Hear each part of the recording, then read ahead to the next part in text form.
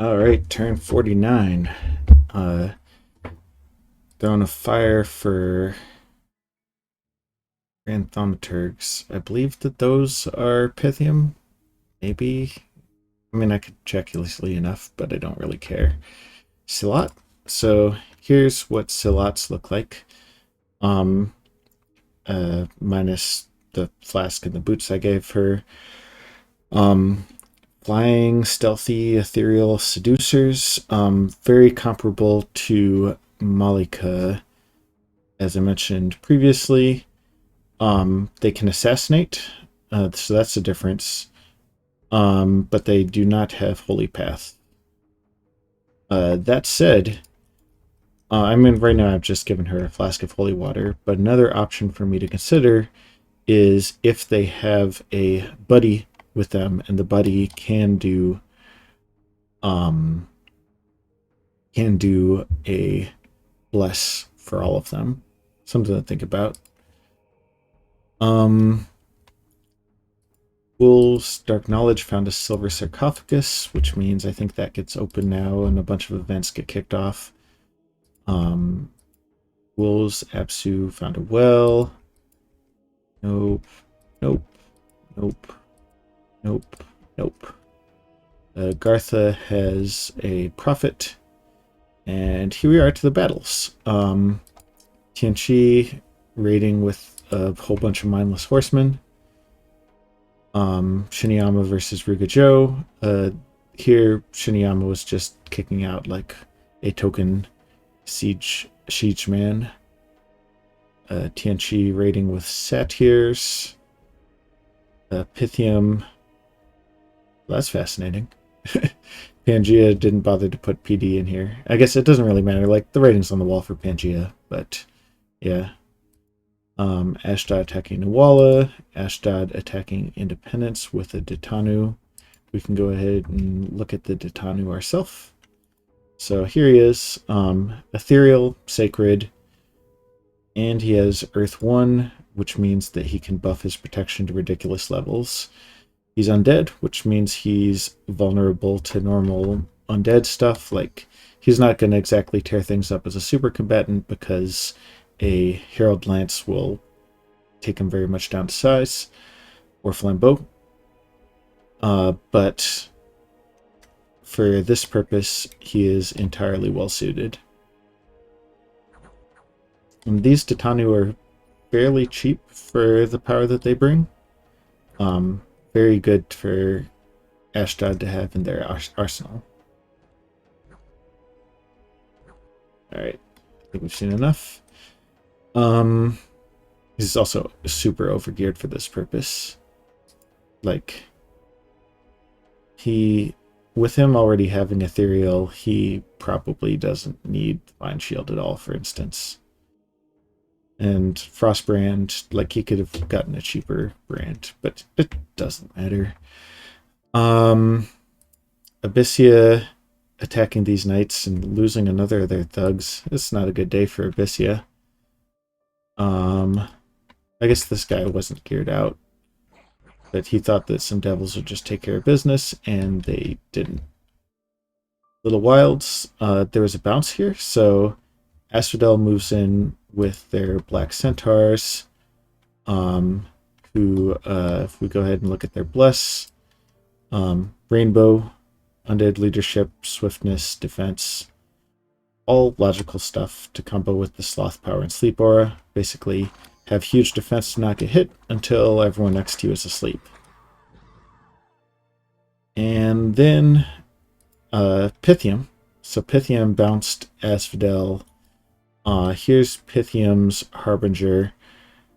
A solid thug. Again, overgeared. So here we've got Ring of the Victor. So this is 5, 8, 14, 24, 34, 36 gems. Not quite that many because of discounts, but 36 gems for the gear plus 25 for the Harbinger itself. And it's still vulnerable to teleporting air elementals. Like, you teleport in like Cloud Trapeze and 3 guys who each make an air elemental, and they'll trample this Harbinger a lot. And granted, the Harbinger has a high defense, so I'll be able to dodge some of that trampling, but overall is not a good matchup. And I've definitely lost quite a few of thugs like this where I've put too much gear on them and then some air elementals ruin my day. And granted, Pangea is not going to do that to them. Because Pangea doesn't deploy a lot of air and is also there. Or yeah, Pangea doesn't deploy a lot of air and is low on resources anyways. And Asphodel is not going to do that to them, but still. Oh, and this guy's also vulnerable to Mind Hunt, MR17. Like, there's a part of me that, I mean, I don't have the research for it anyways, but it would be kind of cool to just spam Mind Hunts on random thugs over there and mess with people. But all this to say that this will work fine for this war where there's not, like, there's a huge margin for error. There's not much at stake with this thug.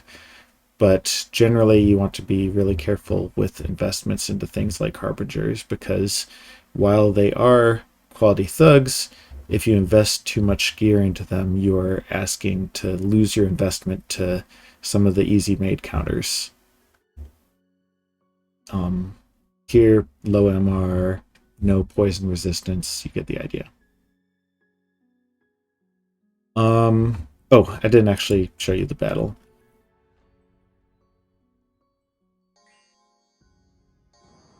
So we've got some mannequins running up. We've got the Black Centaurs, but the Harbinger flies to the back. There's a Carrion Centaur at the back just spamming summons. They make it back to join Harbinger. HP are up to 42. He is asleep. He gets rudely woken up by being kicked by some Black Centaurs. He does not have regen. He has a chest wound, so now he's racking up encumbrance.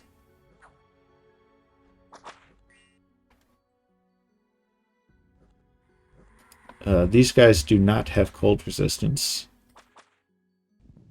which means that eventually he's killed enough of them, and it's just in time because he's down to 6 HP. That's another thing. He also doesn't have regen. Yeah, I just fundamentally, like, I don't think the Pythian made the best choice with this Harbinger loadout as it stands.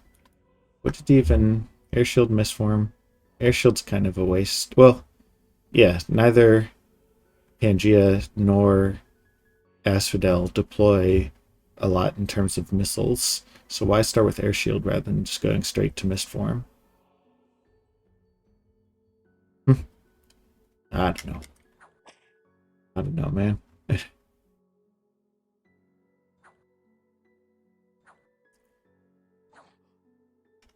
I've been underrating cold resistance as a bliss. The fact that it can turn off incidental damage from Frostbrands is really nice. Even if like cold evocations are less common, but that effect is handy, and I've been kind of avoiding it. Although it's take that back. Because if you don't have cold resistance and you're going up against Frostbrand, like if you do have cold resistance and you're going up against Frostbrands, they'll just switch to a different thug weapon. There's many to choose from. Pangea moves in another Detandu to establish their claim as part of Vulturing. And then a battle between Pelagia and Urmor. Let's go ahead and look at this. We've seen Pelagia's god previously. Again, I think they made some questionable decisions. Also, they're fighting in Hostile Dominion.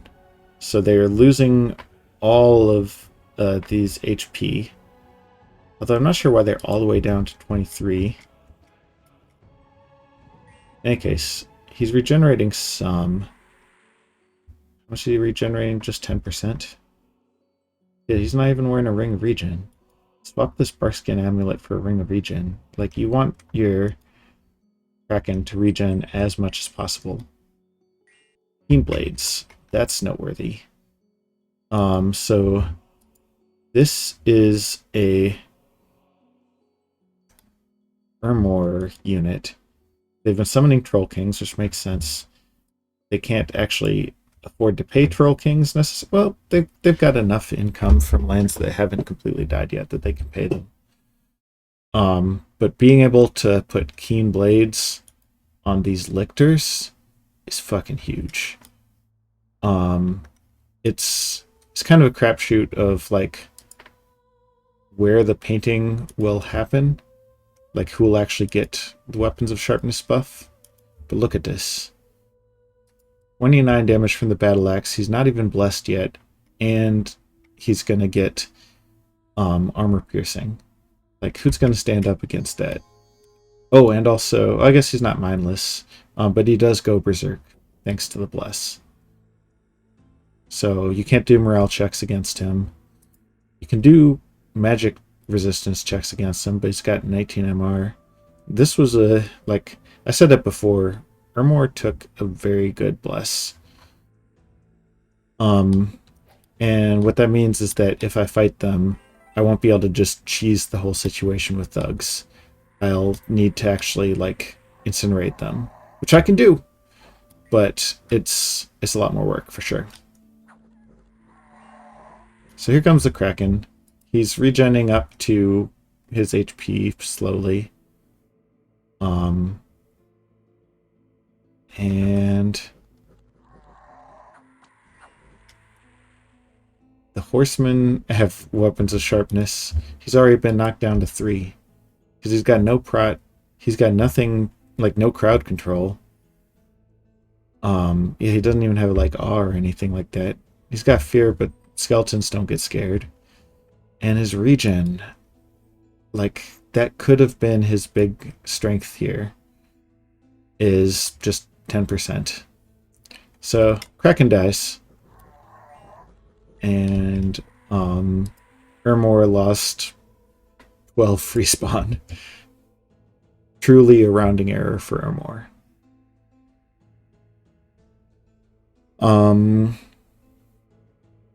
Vandalog clearing out their fort. Ashdod versus Nuala. Nuala versus Ashdod. Machaka versus Nuala. This was at a fortress. But Nuala had no one home. So it's just the hoplites coming in.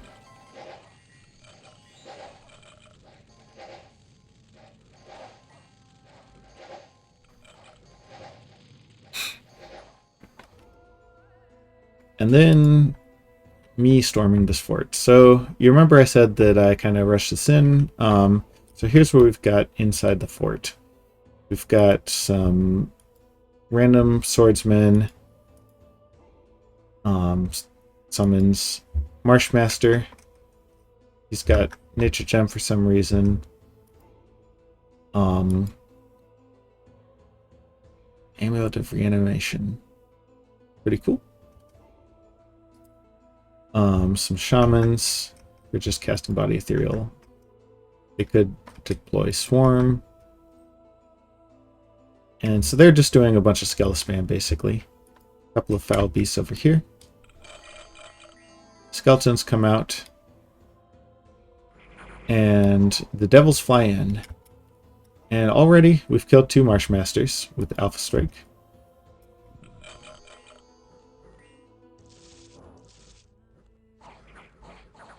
Devils continue their rampage.